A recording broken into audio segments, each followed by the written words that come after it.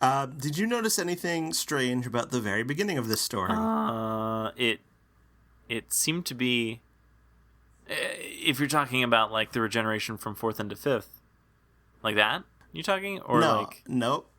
Oh, it had a cold open. It did have a cold open. Yeah, that's true.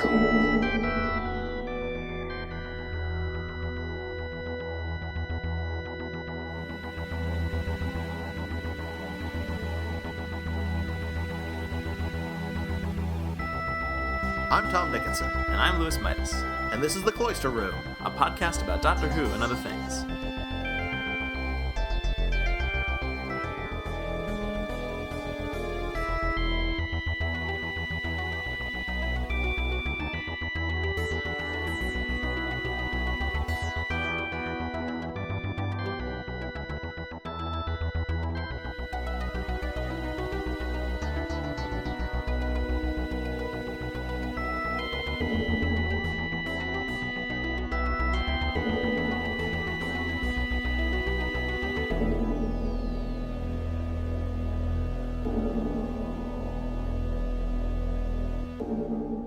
Yeah, you know, and I kind of, it's kind of a thing because you know how the later parts of an episode kind of pick up where the previous part left off, and it always seems like I mean, obviously they made that work with the end credits, so you know that could easily be a cold opening. And sometimes when I'm watching the parts in rapid succession, you know, it feels like they should put in the credits there. Like, you know, I know I've just gotten done watching the opening credits, but I feel like they should be there again with that noise. I don't know. The sting, I think. Yeah, sting. Or the scream.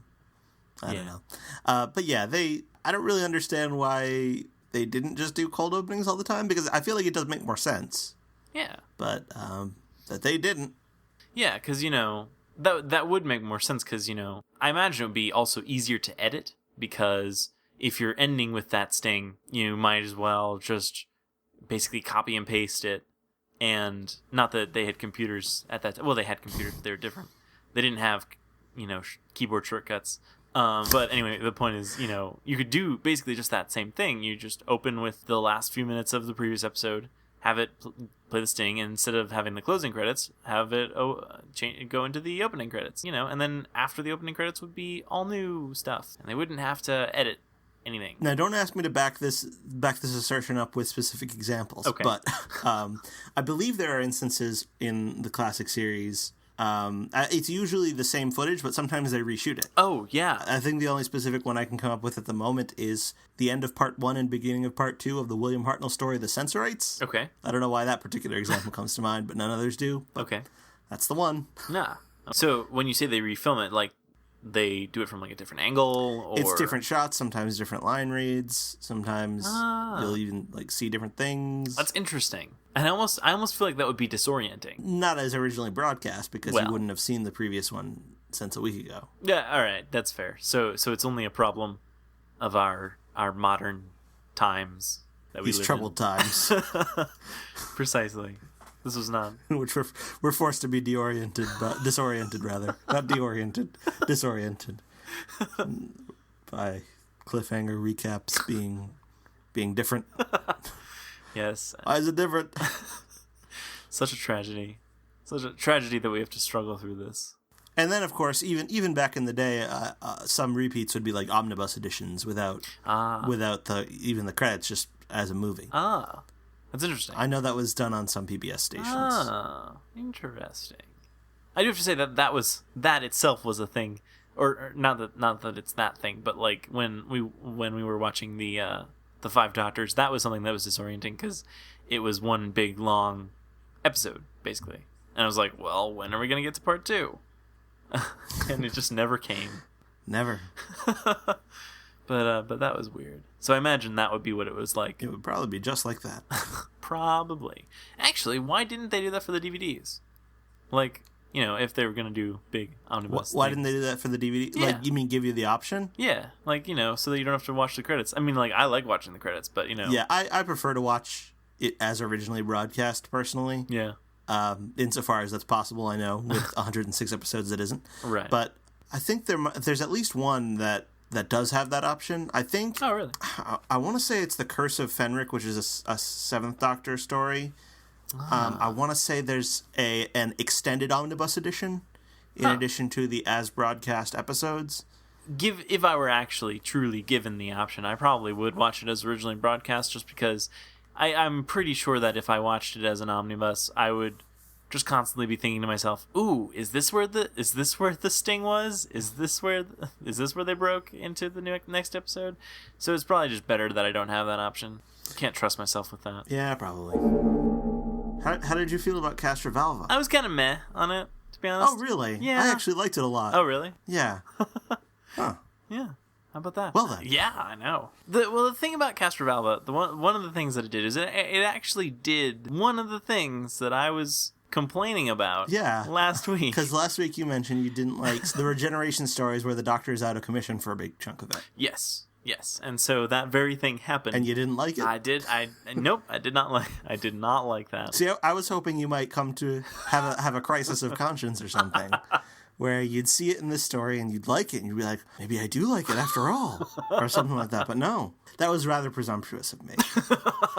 I should have trusted you to know your own mind. Yeah, you know. I mean, I don't know. It's just and I think that was one of the things that I liked so very much about the 11th Hour is how Matt Smith basically like jumped up and was ready for action, and I liked that. I mean, like he had some sort of, I don't know, almost like token little spasms where strange things were happening, but then he got over them and was once again ready for action.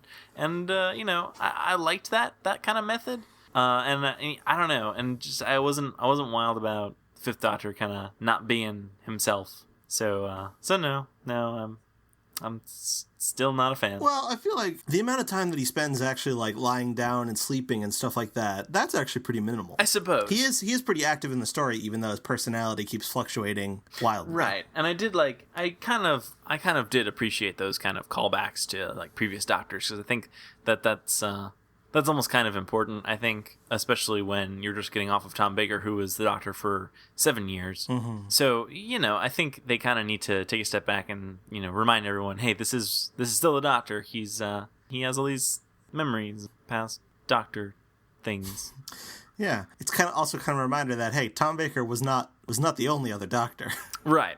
There can be other Doctors. Yes, there can and have been other Doctors. But yeah. So that was so I liked that. I thought that was a good kind of reminder. But I mean, like I didn't actively hate this episode. It didn't really do much for me. See, I kind of liked all the stuff about recursion and like it seemed fun to me. No, I liked that stuff. That was I had no beef with that. And I especially, I think my favorite part of it is the part where the Doctor is trying to convince the people at Castrovalva that the geometry of where they live makes no sense. Because I don't know, I just think that's kind of an interesting. It's just kind of an interesting thing. Like how would you even react in a situation where you were in a world that just absolutely made no sense, but the people in that world were unable to see how little sense it made. Right. And I thought that was kind of interesting how the Doctor sort of used logic to get them on his side. Yeah. Yeah, no, I liked that and I appreciated that, and I thought that was, and I did think that was kind of a cool concept that they introduced the notion that like beings within this sort of warped world wouldn't really be able to see the warped world for what it was, and that was kind of a neat concept to me. But yeah, no, and I liked that aspect of it. I guess really what I just hated was how the Fifth Doctor was kind of not Matt Smith and was not able to just jump up and have at it. You're hoping the Fifth Doctor would be Matt Smith? yeah, really. That's really what it comes down to. I'm upset for any previous Doctor who's not Matt Smith. Time can be rewritten. Maybe previous Doctors should be Matt Smith. That's right. Yeah, you know, people were complaining about how they didn't get any of the classic Doctors back. But in reality, it's just going to be 11 of Matt Smith all wearing different outfits for the 50th. Yeah, the problem wasn't that the classic Doctors didn't come back, it's the other way around. Right. I do have to say, I appreciated that Tegan was less annoying in this episode. Yeah, I was going to ask how you felt about Tegan, and also, I mean, we've kind of talked as we went about how you feel about Adric as well. Yes. But we could start with Tegan. No, I thought Tegan was much better in this episode. She didn't really complain about just stupid things. She kind of just seems to have given up. Yeah, right, She's right. like, oh, well, I guess I'm a part of this thing now. Right. Well, and she actually had like an active role in doing things and trying to save the Doctor. And I mean, like, I'm not really entirely sure how much of an, like, I don't know if her attachment to the Doctor is like believable. Like, I mean, it seems like they just picked her up, and now, I don't know, she's like, we gotta save the Doctor. I guess she is able to understand the fact that without the Doctor, she is going to be stuck in Castrovalva forever. Yeah.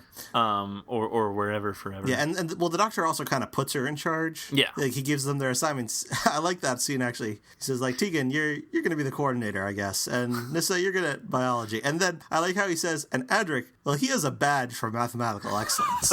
So he doesn't even say Adric with your mathematical excellence. He says Adric with your badge for mathematical excellence. Right, it's not the fact that he possesses these skills, it's just the fact that he possesses these credentials, which imply that he has these skills. Yeah, it's the thing about education. It's all about the diploma. Precisely.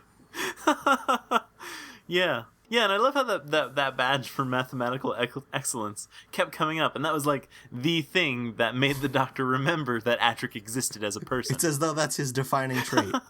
That's the possession of that badge. Yes, that's tied to his identity. Speaking of defining traits, Tegan drives a truck at the beginning of this story and doesn't seem to complain all that much. That's true. It's almost... Well, I think maybe she has just gotten over airplanes now that she's had a taste of space travel, and like now she's going to try and be an astronaut. Well, that doesn't turn out to be entirely true in her story arc. Damn. Unfortunately. I thought I was onto something here. No, you are not onto anything. Oh man. Well. Nah. If only. It's not the first time that I've been onto nothing. Do you think maybe the Doctor should have just let her think she had flown the TARDIS? Give her that little ego boost. Yeah, I felt kind of like the ending felt kind of mean to me. He's like, no, you can't fly a TARDIS. Come on. It's like, who flew that TARDIS? And Tegan's she's so proud. She's like, actually, I flew it. And he's like, probably not. And then he's just kind of figuring out how. He's like, it was probably Adric. Yeah, it was probably Adric. He has a badge, you know. Yeah, that's true. Yeah, it definitely seemed like that was like deflating, unnecessarily so. But then again, I don't know. Who knows what Tegan might have done with the mistaken knowledge that she flew the TARDIS. She could just decide, hey, we don't need the Doctor, and maybe she would like hijack the TARDIS and try to go home, you know? Like, because she thinks she needs the Doctor, but if she thought for even the briefest moment that she didn't need the Doctor, maybe she would just abandon them all and just take the TARDIS for herself and go back to Heathrow. You're probably right. It's probably better that the Doctor puts her in her place.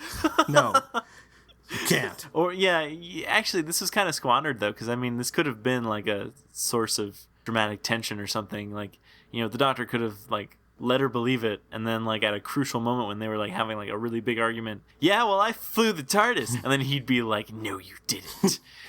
and then she'd just be heartbroken. Oh, yeah. And then they'd be falling out, and then there'd be, like, you know, there'd be, I don't know, something that would bring them back together again, and they'd be stronger for it. Yeah. And, you know, they had this whole arc that they could have really played out, but they just didn't. What a missed opportunity. Really, it really is. What is your current opinion on Adric? I don't like him any more than I've already stated. Like, I haven't, like, my likeness of him has not increased. Okay, because I feel like there was a while where it was on an upward trend, but you think it's leveled off? It's kind of plateaued. It has not yet gone down at all, though. He seemed a little odd in this episode, but I think that might have just been because the Master was controlling him. Or I want to believe that, you know, that in-canon explanation. So, yeah, I don't know. I'm still okay with him. I mean, I don't hate him. I don't actively hate him yet. Well, I guess that's okay.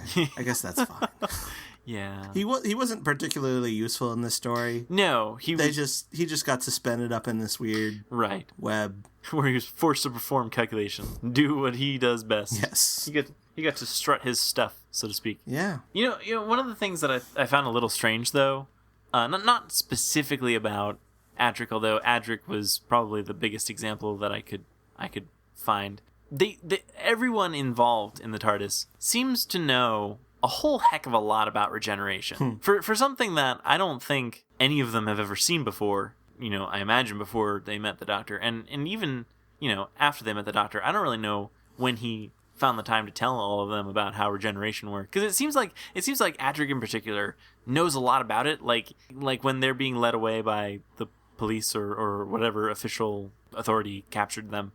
You know, he was like shouting like, "Oh, we gotta check the doctor and make sure his regeneration went okay." And like I don't understand how he knew to call it a regeneration or anything like that. I mean, it's possible. Because he was with the doctor for a while. Maybe the fourth doctor sat him down one day and was like, "All right, listen, there's a thing that might happen to me. It's called regeneration, and you gotta check and make sure that it goes okay. Because it's just I'm just guessing it's gonna happen. You know, I've been kicking around the universe for a while, and I'm sure it's bound to happen eventually. And I feel like my time is coming." And he could have, maybe he did. Maybe he sat him down and explained all this. But it just seems so. Compare that to how Rose took it at the end of the first series of New Who, where, you know, the doctor's kind of like, "Oh, yeah, this thing that happens to me to help stave off death, and I'm going to change." And that's really all he gets to say before suddenly he's David Tennant. And Rose just kind of has to cope with that. It just seems odd to me. Yeah, they treat it like it's not that big of a deal. Yeah. And they do seem to know about it. I guess it's kind of conceivable that it came up in conversation back when, because, you know, Edric was on the TARDIS for a while with not just one Time Lord, but two. No, that's true. Because Romana was around as well. So it might have been that just like one of those days they were just talking about regeneration, you know, having a chat about it. Could be. And he overheard them and he's like, "Oh, whoa, what's that? Regeneration? What's that?" And just have it be like one of those old like films from the 40s. It's like educational. Your regeneration and you, or something like that. Yes, precisely. I actually did pay attention to the music this time, and I actually have to say I really do like Paddy Kingsland's stuff. Yeah, I don't think Paddy Kingsland is among the most popular of Doctor Who composers, but that is not the case with me. Yeah, no, there's this like, yeah, and I definitely heard like this kind of guitar riff at one point, and it was pretty sweet. It was pretty rad, as I think. Different from the guitar riff in the previous story, though. Ah, yeah. See, I'll have to go back and compare the two now. But yeah, no, it was pretty rocking. Yeah, there've actually been several Paddy Kingsland scores throughout the seasons we've watched. Like Megalos, Full Circle. There might have been another. I don't know. Yeah, and I feel like maybe I just haven't really been listening all too closely to the music, because I think that's like, I don't know, it seems like when I watch television as a whole, like, music is usually the last thing on my mind. And I mean, like, you know, occasionally I do appreciate it, but, you know, I think, I don't know, sometimes you just gotta stop and listen to the music. I think the music is much less important in most Doctor Who stories of the 20th century than it is in the 21st. Yeah, that's true. I think it tends to leave less of an impression, and there's also, I think, there's less of it. Yeah. Like, there are more scenes without music entirely. That's true. I do like the Paddy Kingsland stuff. Yeah. It is pretty... Nothing against any other composers. But. Yeah. Yeah, so that's so I guess back at that point, it's just like, it was basically like writers, like they would swap out composers for various episodes or whatnot. Not always. I mean, there are some composers who sort of were very much regulars. Like Dudley Simpson was the regular composer on Doctor Who for a very long time. Did something like 50 or 60 stories. Oh, wow. So not all of them, but a pretty big chunk of them. Okay. But it certainly wasn't constant in the sense that it is now, where it's just always Murray Gold and no one else. Yeah. All Murray Gold, all the time. Mm-hmm. And, you know, as we've said before, completely fine with that. Oh, yeah. I am fine with that for now and for as long as he feels like staying. Yeah. I guess it's even odd to think about this, but are these past soundtracks available anywhere? Yeah. I think there are soundtrack albums that have, I think, miscellaneous tracks, and then there are, just this year for the 50th anniversary, a couple of soundtracks have been released by Silva Screen, who does the New Who soundtracks. I think they did one for Caves of Androzani. They did one for the Second Doctor story, The Crotons. I don't know what else they're going to do, but I think a lot of the music is out there somewhere. I don't have much of it. I only have a couple odd tracks, but I believe it's all out there somewhere. Well, that's cool. I'm sure you can find it on torrents and stuff. I'm sure that you can, because you know, what can't you find on a good old torrent? I guess I find it surprising that they even have this stuff. Like, I mean, I guess maybe I shouldn't because I don't actually know how TV production really works even. But I just think it's interesting that on top of, obviously it makes sense that we've kept these old episodes, I mean, well, obviously it wasn't terribly important since they were, throwing them away. But certainly once they stopped doing that, I can see how you want to hang on to those. Not that anyone could have like predicted like the home video market, but I just think it's interesting that they have like the soundtracks themselves like mixed without dialogue in the episode and things like that. Like they actually have these things recorded somewhere and kept. I don't know. That just seems interesting to me. Like I would not have thought. I presume. Well, that's because it was composed separately from the episode. Well, yeah. I just, yeah. I don't know. I don't know why I would think that like they would like put it into the episode and then be like, all right, we're done with that, and then they toss the the vinyl record out there, whatever they recorded on. Yeah, I don't know. I don't know why I would think that, but I just did, and I don't know why. I guess it makes sense, There is a Wikipedia page called List of Doctor Who Music Releases. I love how specific Wikipedia pages are. There are a lot of really specific Doctor Who pages, too. Yeah. Just love all those lists. There used to be an entire Wikipedia page about the unit dating controversy. It doesn't exist anymore. It didn't pass the notability criteria, I guess. Oh, man. That's a bummer. I was noticing in this episode, maybe it's always been the case in previous episodes, but it seems like Nyssa has these really intense stares. Like, she's just like, I don't know. And you kind of just wonder what's going on behind those eyes.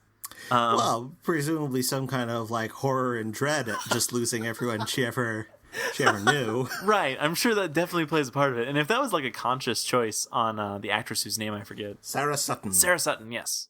If that was like an active choice on her that she made in how she wanted to portray the character, that's good. Like, I mean, she did a great job there. Or if it's unconscious, if that's just her natural state, then that's pretty cool too. I mean, but yeah, I feel like this is a kind of thing that would probably be delved into a little bit more in the new series. Right. Yeah. The script would probably cover more of it, but given that the script doesn't cover all that much of it, I do feel like that there is. I do feel like that she does carry that off well in her performance. Yeah. Like, the only real hint of it that's in the script is the point where she sees the Master and goes, I hate that face. Yeah. Yeah. Which I suppose she would. Yeah, you'd think. And I think she says that specifically to Tegan, and I have to wonder if Tegan actually even understood that. Like, if... Once again, probably not. And Tegan's thinking, I guess he could lose the goatee, but he doesn't look that bad. I'm sure that at some point during the time when Nyssa and Tegan were together in the TARDIS, which is a while, mm-hmm. I'm sure that at some point that comes out in conversation. Yeah, but I don't know if it would already have come out in conversation. Right. So yeah, there's that. Yeah, I have to imagine that because I certainly would be, but like I have to imagine Nyssa feels pretty dead inside at this point. Like, I mean, she's just this like, I don't know, stone cold badass. I don't know. I just like, this is just how I envision her. She's just like so hardened by losing her father, having an evil guy steal her father's body, and then on top of that, losing everybody else. That's just got to mess a person up. Yeah, like royally. I think the whole thrust of the story really is we have to help the Doctor. I don't know how much I would care at that point. Right. Yeah, no, wow. I don't know if it's directly stated. I don't think Nyssa is human. No, she's Troconite. Right, so that is its own species. Yeah, much like Adric, I believe. So, I don't know, maybe they have a different brain chemistry that copes with loss or something in a different way. I don't know. But that's not delved into, so I guess we can only assume she would treat it like a human would. Yeah. I don't know. I feel like things like that aren't really taken all that seriously in the classic series. Right. And that's one of the benefits of things like, the novels and Big Finish. Right. Like, Big Finish has done a lot of Nyssa stuff. Oh. I guess just because Sarah Sutton is particularly available to work for them. Oh. So I in various Big Finish productions, they've kind of delved a little bit into that part of her emotional life. That's cool. But there's not a whole lot on screen, and there are various characters that get a little bit more fleshed out in Big Finish, and I presume it's also true in the novels. I don't have as much experience with the novels, but yeah, that's good too, because that is a thing that I would definitely be interested in exploring more. To see Nyssa's sort of emotional, I don't know, like her kind of emotion behind that, and because obviously it has to affect her, so.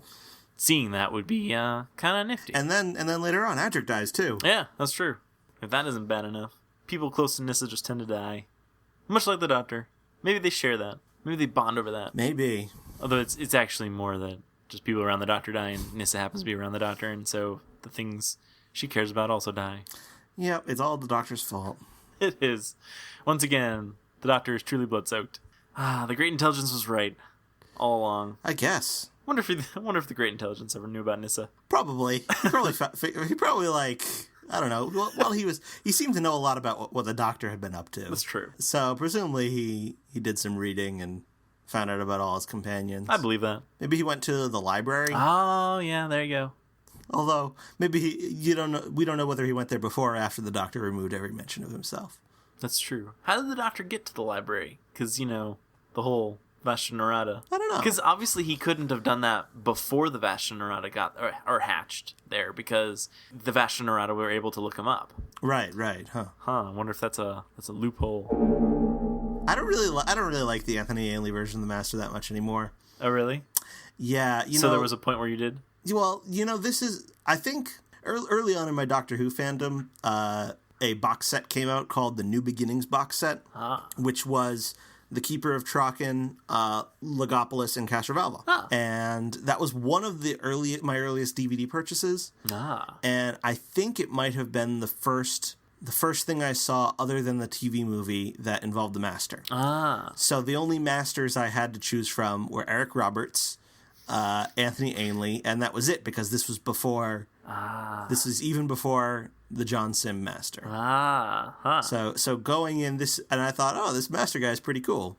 But now I've seen all the Masters, seen them all, and I prefer Roger Delgado from the Third Doctor era. It occurs to me. Yeah, I've only seen Eric Roberts, Anthony Ainley, and John Sim, and Derek Jacobi. Oh, that's all right. Yes, but yeah, and Roger Delgado originated the role, and I don't know. I feel like Anthony Ainley does a pale imitation of Roger Delgado, because they even look kind of similar. Oh, really? Yeah. If you look up a picture of Roger Delgado, he's a guy with a goatee, basically. And Anthony Ainley is clearly styled after that. Do you think the Master had a goatee in every regeneration prior to Derek Jacobi? I don't know. Well, we did see him as a child, and he had no goatee. So it is canonically true in the Doctor Who universe that the Master did not have a goatee as a child. Yeah, that's true.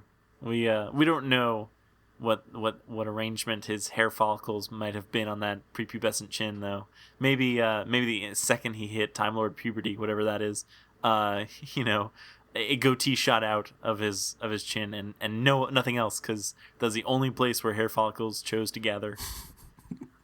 Could be. It's not that he's choosing to shave in that fashion. It's actually that's the only area he can grow hair. It just happens to be in a nice, neat goatee. Yeah, of course. No, that's something I've actually kind of wondered, though, is like Time Lord shaving. Like, I mean, David Tennant comes in with sideburns, but he does specifically say in Time Crash. He does say that he shaves. Yes, exactly. So, like, but is that the thing? Like, do you, like, when you regenerate, do you have facial hair and you just know, like, deep within your hearts that this is the facial hair you must maintain? Like, you don't have a choice? You don't have a say in it? Like, you just know? I don't know.